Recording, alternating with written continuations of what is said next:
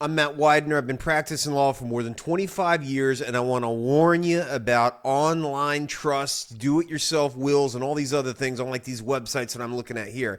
So I just Googled Revocable Trust, and up pops all kinds of sites that are promising me that for a couple $100, they're going to put together a trust document that will avoid probate court with a living trust, secure your loved one's future with a trusted choice of over 2.1 million estate planning customers.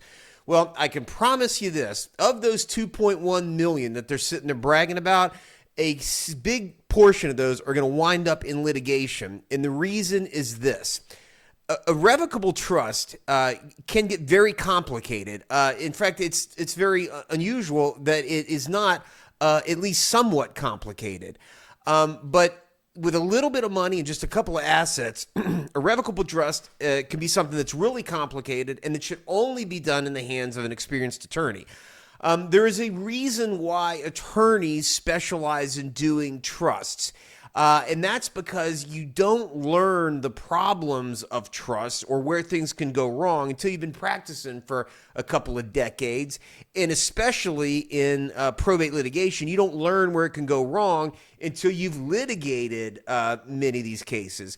So when I look online here and I look at all these sites that promise it to be just so easy, I think to myself, you know what? On the one hand, this is great for lawyers. Great because it's going to be producing business for a long, long time. Because there's a whole lot of people sitting over here in I call it the donor class, that are going to have a problem. And certainly you're going to be people over here on the beneficiary class that are likewise going to have a very real problem. Because a trust, unlike a will, is not just a standalone document where you sign it and you put it away and you forget about it.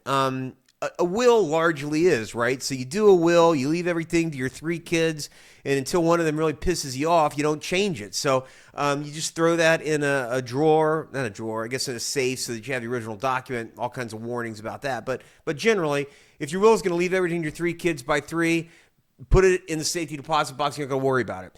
Revocable trust, the problem with it is invariably there are different accounts that are changing. So someone's got a trust in the 1983 Revocable Trust, and then they open up another account at Schwab, and they forget to transfer over the $1 million into the new Schwab account, or the Schwab account isn't titled properly.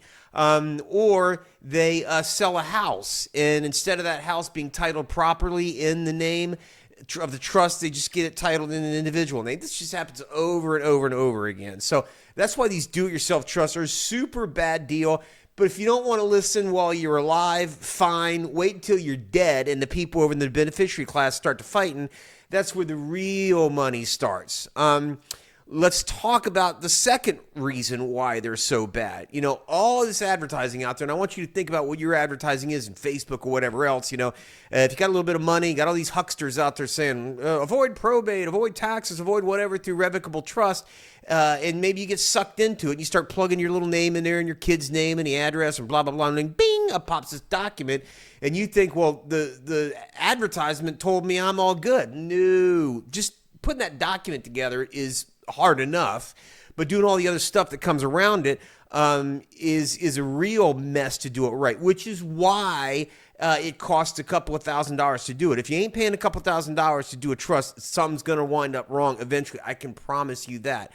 But the second part of it, where it always goes wrong, or almost always goes wrong, is the whole reason why people think they're doing a trust is because they want to avoid the probate court. And look, there are expenses involved in probate, no questions asked.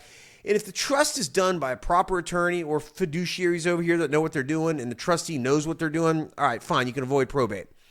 But what I see happening more often than not is the trust is not supported by a good fiduciary class. The trustee is not supported by a good fiduciary class, attorneys, accountants, that kind of stuff to get the paperwork done correctly. And it doesn't do the full service to the beneficiary. So they start squawking. When they start raising objections, that's when the real problems come, because huge liability on the part of the trustee who doesn't do the accounting, doesn't comply with the Florida Trust Code. Huge rights over here on the part of the beneficiaries who can go in and attack the trustee. And guess where all the money gets paid? To the lawyer that's unraveling this mess, right? So trustee is paying money to a lawyer. beneficiaries over here, they're paying money to a lawyer. Very hard to have a lot of money be made in an estate case with a simple will. So in many cases, revocable trust, particularly the do-it-yourself stuff, really feels like a penny wise and pound foolish decision. You're trying to pay a couple money online. You're looking at all these ads, when in reality, it just ain't going to do it for you. So if you're concerned about a trust, if you got one right now, drop a link in here, drop some comments so I can share with you what the problems are. If your beneficiaries over here, mom, dad's got a trust, have the conversation now before this thing blows up on your face.